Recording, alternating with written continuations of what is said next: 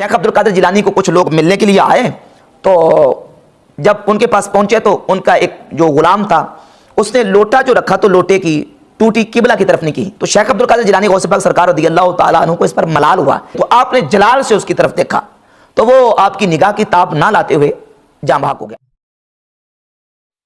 शेख अब्दुल कादिर जिलानी का कोई एक मुरीद था जिसने लोटे की टूटी किबला रुख नहीं रखी हुई थी,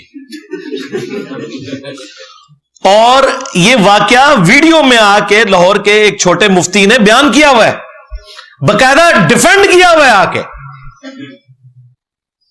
कहते नहीं वो लोटे की टूटी किबला रुक नहीं थी, तो पीर साहब को जलाल आया कि मैंने इतनी तरबियत की, उसके बावजूद इसे यही नहीं पता कि लोटा कैसे रखना है और खीरा कैसे काटना है और केला कैसे रखना है।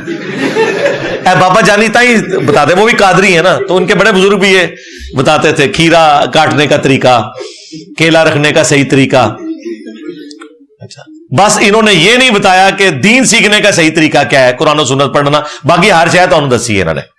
वो कहते हैं जी उनको जलाल आया, उन्होंने मुरीद की तरफ देखा तो वो उनकी नजर की ताब ना लाकर मर गया, और फिर लोटे की तरफ देखा तो लोटा भी सीधा हो गया।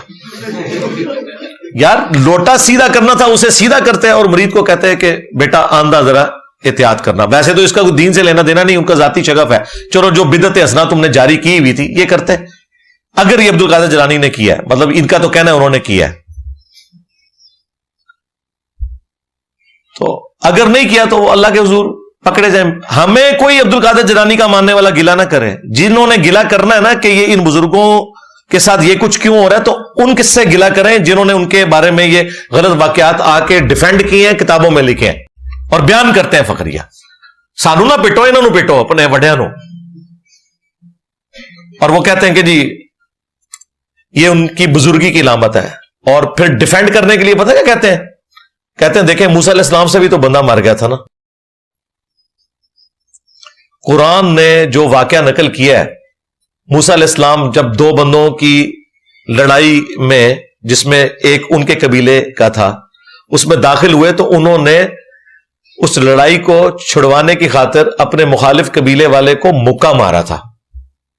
और दुनिया के किसी कानून में मुक्का कत्ल करने का इंस्ट्रूमेंट नहीं है।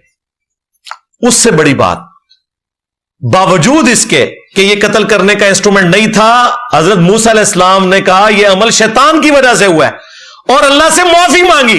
तुम कह रहे हो कि उसने मुरीद जला के करामत दिखाई है, मूसा अलैहिस्सलाम तो माफी मांग रहे हैं। देखा इनका नॉलेज क्या है।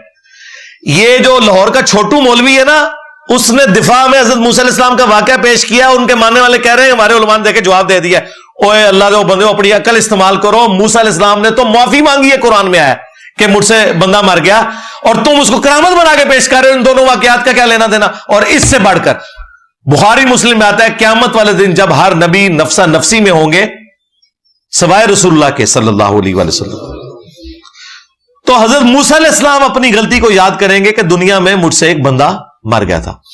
तो अब्दुल कादिर जिलानी भी क़यामत वाले दिन आपको जन्नत में नहीं लेके जाएंगे, वो ये रो रहे होंगे कि मैं एक मरीज साड़ देता सी। हाँ, कुरान और सुन्नत से तो यही साबित होता है ना। ये कहते हैं ना कुरान और सुन्नत की रोशनी में बुजुर्गों की करामात, लो सामो। फिर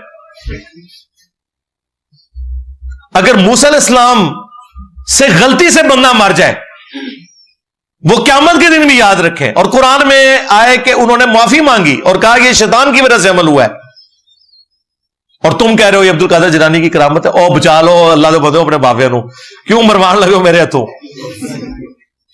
और उससे अगली बात, वो मुरीद बेचारा अपने पीर के साथ इसलिए अटैच हुआ था कि मैं अपनी आखिरत बचाऊंगा, मेरी दुनिया अच्छी हो जाएगी, आखिरत भी अच्छी हो जाएगी। दुनिया भी गई, जान गई, आखिरत अपनी भी गई, बाबे भी नाल लै गया।